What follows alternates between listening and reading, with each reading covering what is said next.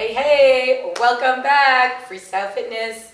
Today's workout is a cardio ab workout. So it's not total body, the focus today is on the core. You have 8 exercises here. All I have today for you is 1 dumbbell. This is an 8-pound dumbbell. You could use a 5-pound, you could use nothing here. You don't need any weight for this workout at all, so it's a great at-home workout.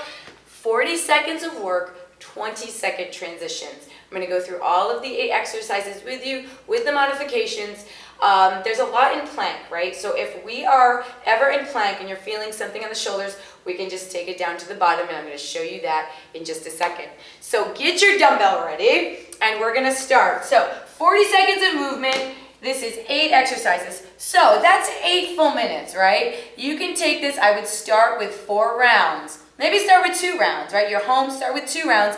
This workout is a great addition to maybe another total body workout that didn't have much core, right? You could pop this in, just do 1 round or 2 rounds. So you could do this if you have, a quick 15 minutes, do a couple rounds of this. So here we go. First movement is a high plank knee touch. So we're gonna, I can't stress enough about the shoulders, the hips, and the heels in your high plank. So when we set up, I want you to make sure that you spread these fingertips wide. So imagine the wider you are here, the bigger base you have, the more weight gets distributed through the fingertips and not just on the wrist. So this is a great way to strengthen the wrists by understanding, geez, my fingers can work here too. So shoulders, elbows, wrists are stacked. I want to push that ground away a little so this upper back is lifting up and this navel is pressing in. I'm going to squeeze my tush, high plank, okay? Now, if you can, there's 2 options here. You will take one hand to the opposite knee. Here, back, tap, back, so tap to replace. Now, if that's too much, guess what? Knee down, tap, back, lift up, knee, tap. Here, you can always bring the knee down, guys. It's still a lot of core work. It's imagining that you have a little string here, lifting this belly button up and back to the ceiling. So keeping that engaged. High plank, knee taps, that's number 1, knee touches. Overhead, so we're gonna sit down now on our butt. This is completely optional. A reverse crunch here. So without the weight, it would look like so. So a normal crunch, we know, is like so. Right, we're gonna use the upper body to bring ourselves up. This, you're actually gonna use your lower abdominals, the lower half here. So I'm gonna keep my shoulders off the ground, fingertips here. Don't pull the neck, the elbows stay wide to keep the chest tall here.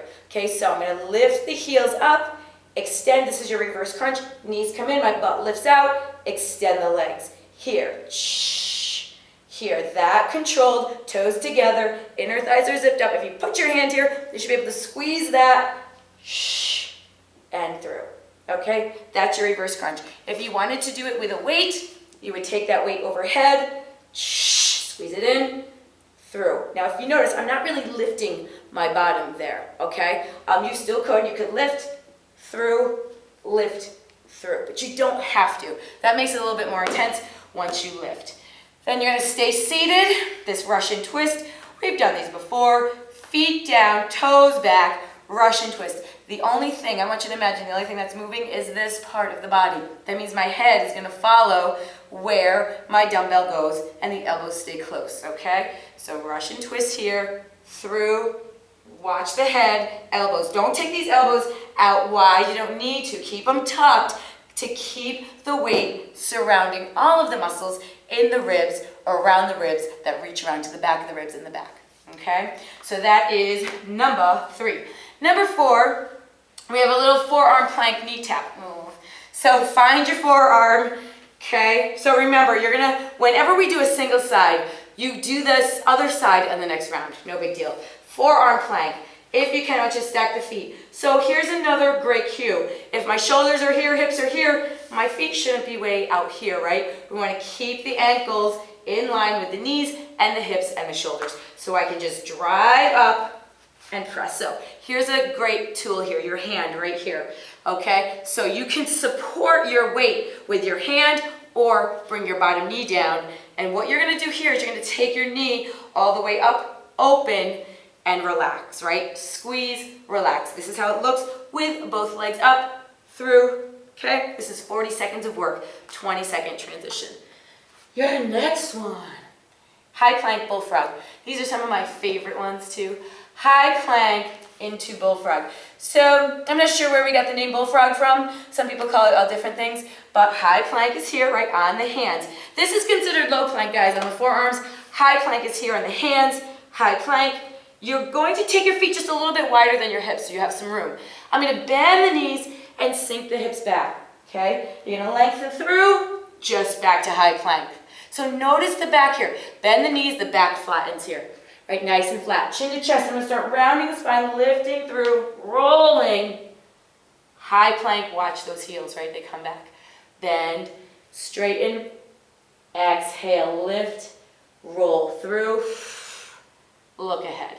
You can do this too on the knees, right? Take it back, take it through to plank. If you have to, bend the knees and take it back, okay? No problem. We're looking for this hip mobility too. We're always doing double duty here, guys. High plank bullfrog. Number 6, you got a weighted V-tuck. I'm taking my weight, and my V-tuck, guys, is nothing more than a V-up but with bent knees. So the tuck is here, knees together, feet together. Super important. Why? If these inner thighs are active here, it means my lower abdominals most likely are active, belly drawn in. So here's a nice little, I'm just gonna hold this here. You have 2 options. You can extend the legs up and then bring them back, or you can tap one heel, bring it back up. But notice the upper body doesn't move. We're just moving, right, just here. Boom, that's it, here. Or both legs up to flex. So full extension to flex. Do you need a weight? No, doesn't matter. And 2 more. We have a dead bug, ooh, and high plank oblique tuck. So the dead bug, guys, it looks so simple. And it could be simple if you cheat it. So I want you to lay on your back, okay? Take the navel. Your job is to keep this arch from never happening. So navel draws in. Notice the hips, they have to kind of tuck under, right? To keep your spine glued. You're gonna bring both feet up. So you got a 90-degree here, and the arms are here. Now, I'm gonna keep my shoulders lifted for this because I'm gonna feel this more in the upper abdominals. If your neck gets tired, just take it down, no big deal. Now, as one leg extends, so as this leg is extending, this arm is going back, the opposite arm is going back, but you notice the shoulders and heels never touch. Exhale, shh, everything dries together. If you wanted to make this harder and you had like one of those big stability balls, ooh, through, shh, you could have a ball right here hugging the knees and the arms at the same time, okay? So there's constant tension. So again, one leg extends, the opposite arm goes back, nothing moves in the other 2 appendages you have here, right? Through. Inhale. Good, and exhale, shh. That's your dead bug. Again, sometimes if it's a problem with the neck, just put the head back down, it's not a big deal. Last one, high plank oblique taps. Here's your obliques, okay? Side body. It's responsible for your spine flexing laterally. All right, so high plank again. Remember that good architecture in your high plank. So we're gonna alternate these, or you can stay on one side. That is up to you. The knee though is looking, it's not looking for down here. The knee's looking for way up here at the tricep to step back. Step back, right? Exhale, you got that nice crunch. I want you to think that this is gonna crunch in like a piece of fruit. It's gonna squeeze a piece of fruit here. Now, this is called cardio abs for a reason, okay? You have 8 exercises, 40 seconds on, 20-second rest. I want you to take those and make them your own. First, get the form right, the first couple times. Form, form, form. The way you crank that up is instead of stepping your stuff back, for example, here, you could cardio ab this out here, okay? So you can look for that later, but get the form right? You're always correcting. Where's my shoulders? Where's my hips? Where's my knees? Where's my ankles? Where are all the joints, right? They should be in stacked up position. So that is your cardio abs, 40-second on, 20-second rest, 8 exercises. You're working up to 4 rounds. You don't have to do 4. Again, you can take that as a supplement to any workout that you're doing if you have a few minutes. All right, thanks so much, and we see you back here tomorrow.